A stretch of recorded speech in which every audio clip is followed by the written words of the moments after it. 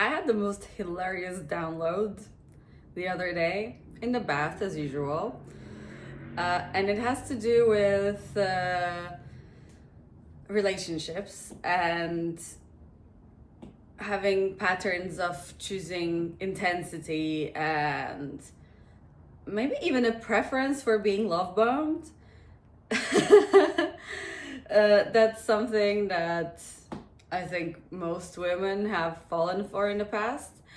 And I believed I worked through it, as in I was pretty good catching love bombing and getting really disgusted with it really quickly. Especially if it came with some sort of a pressure. But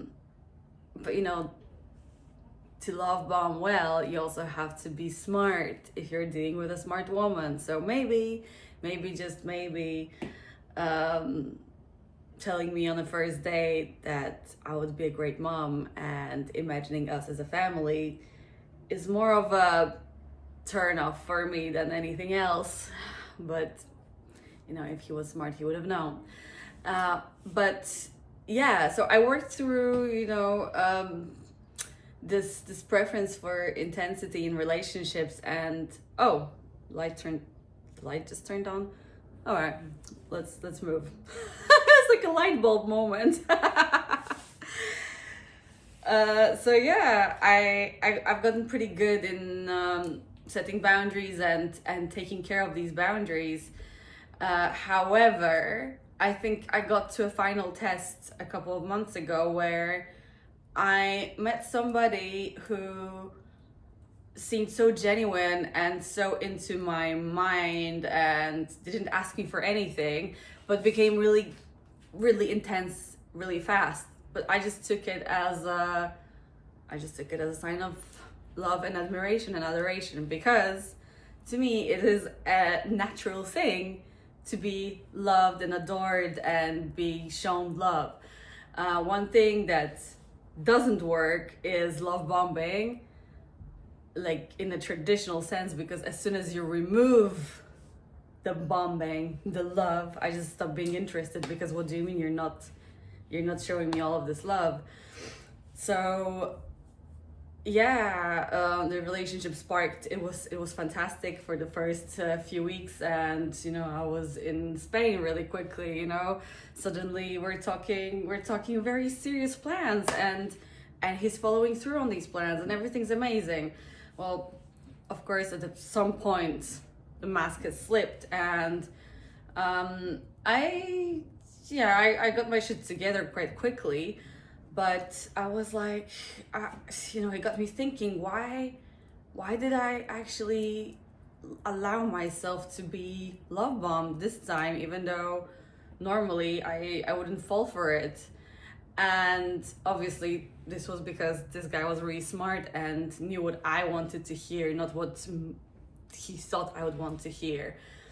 And he was really good with tapping into my innermost desires, the ones that I've never even spoken about, and like my deepest plans, deepest goals. Like, he really knew how to get there, and without even asking and interrogating me, he was very intuitive. So a great warlock, one might say.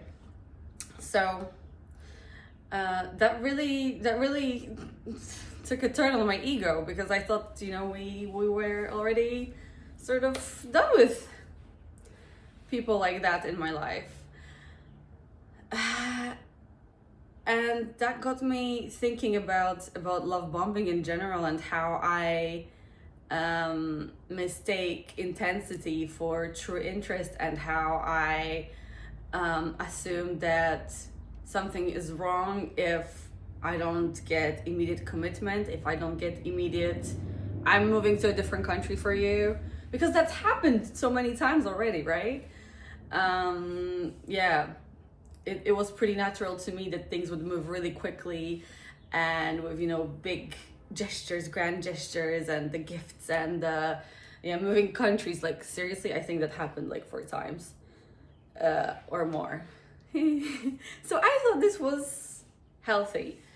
And I've challenged myself to date differently now, and like not to actually put off dating for another 5 years, so I don't yeah, because I think I will learn best while practicing, right? So long story short, this is the background. And yeah, last week, this is also going back, this is also about being addicted to screens and sort of self-soothing with screens. I think everybody is addicted to screens at the moment, and it's become a struggle to even have a nice long bath without looking at my phone. So last weekend, it was one of the first times in months where I actually had put the phone down, played some music, and had a beautiful moment with just myself. And I told myself everything I wanted to hear from people at many different stages of life. So when I was a teenager, a 20-year-old, and what I wanted to hear now, and also what I would want to hear when I'm a bit older. I didn't go like all the way back to the inner child stuff because that wasn't really it. I wasn't trying to reparent myself. I was trying to give myself some self-love. And I just thought, yeah, I connected all of this and I was like, fuck, this guy was tapping into what I'm tapping into right now. And well, obviously later on I had a crazy mushroom session, and I don't know if I've published the video or not because I'm struggling to put it out. Never mind. But I did a bunch of mushrooms later on, so like I had a lot of things to process throughout that week. But yesterday, so Saturday, so a week passed, and I also naturally just sort of had this bath without anything. I have a bath every day, by the way. I love having baths. Baths are something that keep me sane, however sane that can be. But I had a bath, just music, just me. And I think something important that I found is that I've recently changed the shower head and like the whole shebang, you know, where the water is coming out from. I don't know how to call it. You know, the tap and the shower thingy. So now it's kind of like a golden mirror. So I'm able to see myself and like look myself in the eyes. And then it hit me like, love bomb yourself. This is what I did last week, and this is what I've been doing the entire week. And the effects of it have been crazy. I've become so weirdly magnetic. Like people just like come so close to me and speak to me and want to do things for me, even though I don't really like, there is no need for that. There is no, like, I haven't been asking for that. It's just that people want to be around my energy. And why is that? Because I finally got what I wanted, and who could give it to me? Only me. So basically my huge discovery and my huge download was that, you know how they always tell you like, oh, you need to love yourself first. No, this is not specific enough. I'm autistic. I'm ADHD. I need to know this. What do you mean love yourself? No. If what you need is intensity from other people, but you don't think this is healthy, give yourself that intensity so you don't go out and get it from somebody's crusty son. Instead of this, you be that crazy bitch in your life and you tell yourself, I'll never leave you. I'll get you anything you've ever wanted. You want the bag? I'll buy you the bag. I love you so much. You're the most beautiful baby. Whatever you want to hear from whoever, you say this to yourself. Let other people be other people, so you have no expectations. This is actually where things started working very well. But be that crazy love bomber for yourself. Nobody else has to say this to you, and this way you're safe.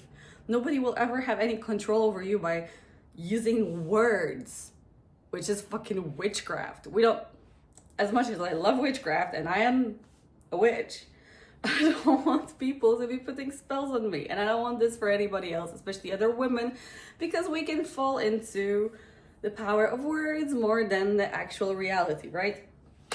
So, my advice for myself and for anybody else is love bomb yourself. If what you're looking for is a crazy love where somebody falls to your feet, brings you flowers and just decides to move to a different country for you immediately because you are the one, because they chose you, because you're so special, just do it for yourself.